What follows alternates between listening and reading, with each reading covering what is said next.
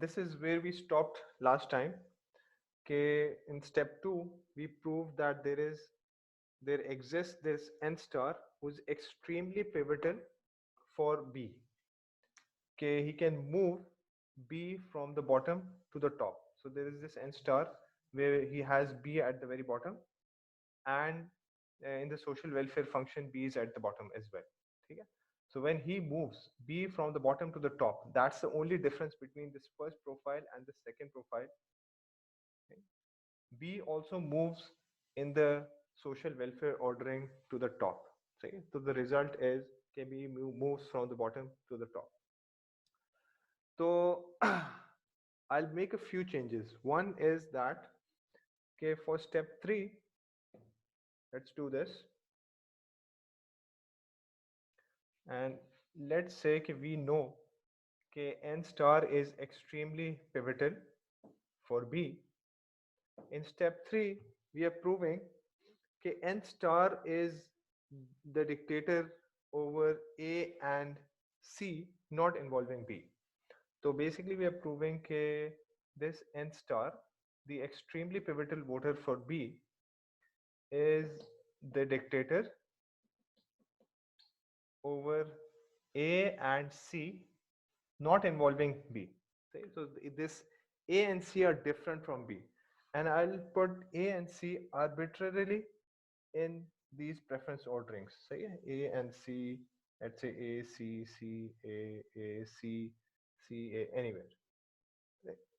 That means that wherever there is AC in the first profile, it's in the same location in the second profile as well. So if A, C were here, I've not changed that, and AC was here in this profile, it's in the same place.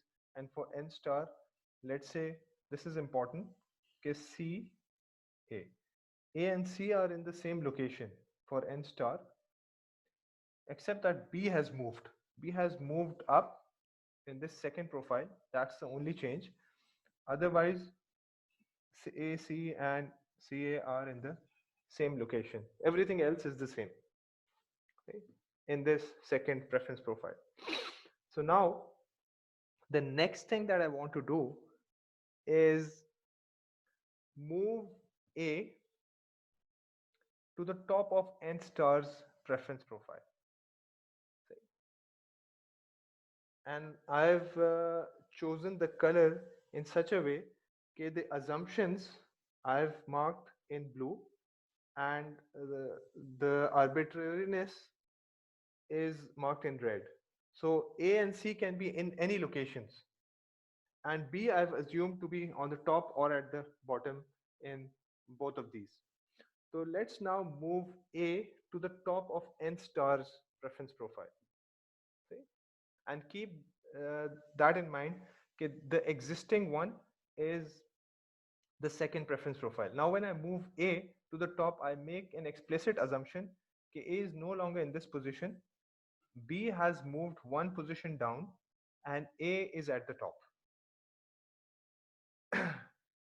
What this does is that B is no longer in the extreme positions, first of all. So B does not need to be necessarily in the top position in our ordering.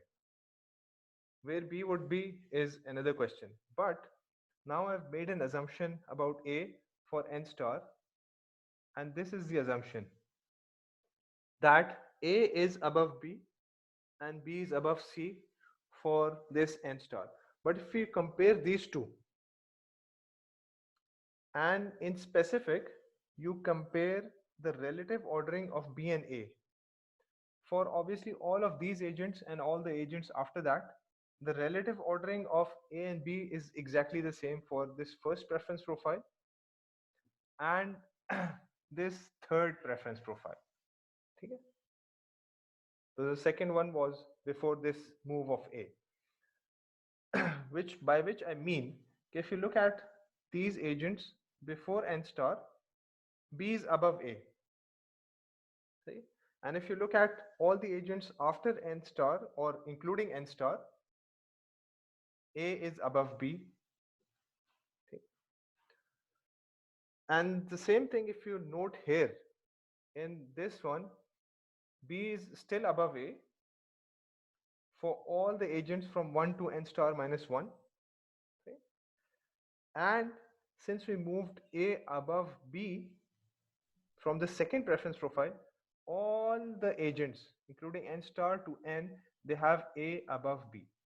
And you note that the relative orderings of A and B are the same in both these profiles.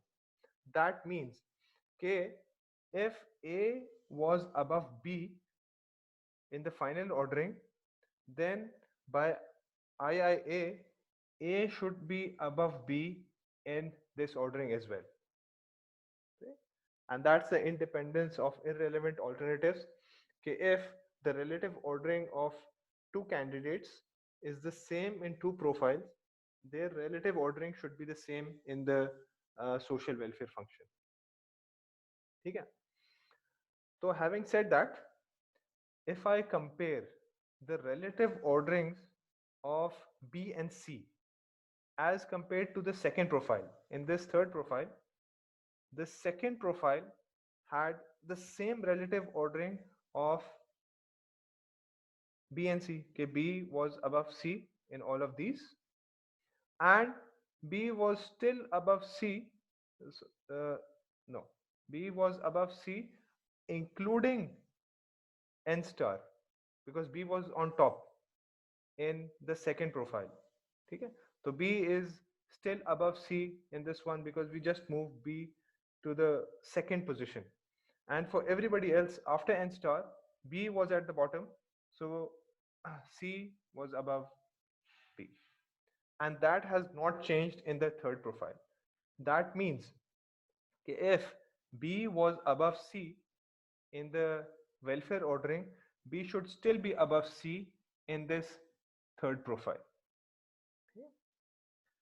And since we have the fact that A is above B and B is above C, we can ascertain from transitivity that A is still above C. Okay?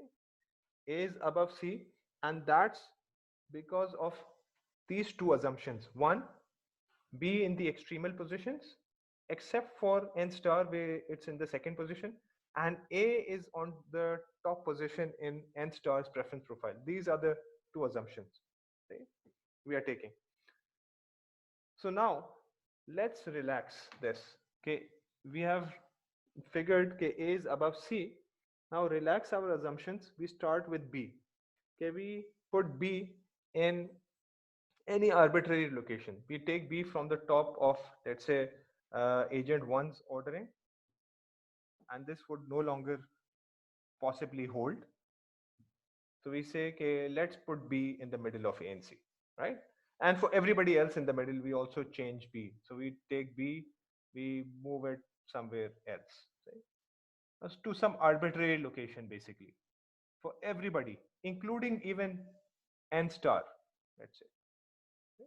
So we are not making any assumptions for the location of B anymore. And that's preference profile number 4. Okay? Now note that just by changing the position of B, the relative ordering of A and C has not changed. See? That means that B may have changed here in the final ordering. B may have gone down or up wherever, but the relative ordering of A and C has not changed in this profile as compared to 3. So the result must also not change the relative ordering of A and C. Okay? So this would still be true. And if you note, the only assumption that we have right now is that N star keeps A at the top. Okay? Let's make another change. Let's make another change.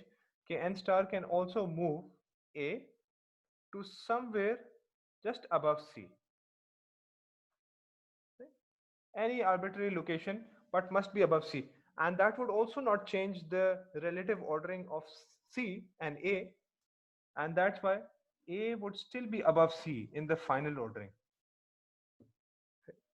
And this proves Okay, n star is a dictator over A and C just because, if you note, okay, all the reds are arbitrary basically. All of these preferences are arbitrary except that n star has decided to keep A above C, and the social welfare function result turns out to be that K A is above C. So that's step 3, and that's the big result in step number 3. Okay. So what we have basically proven is if n star keeps A above C, then the social welfare function will also keep A above C, regardless of what every other agent's preference orderings of A and C are.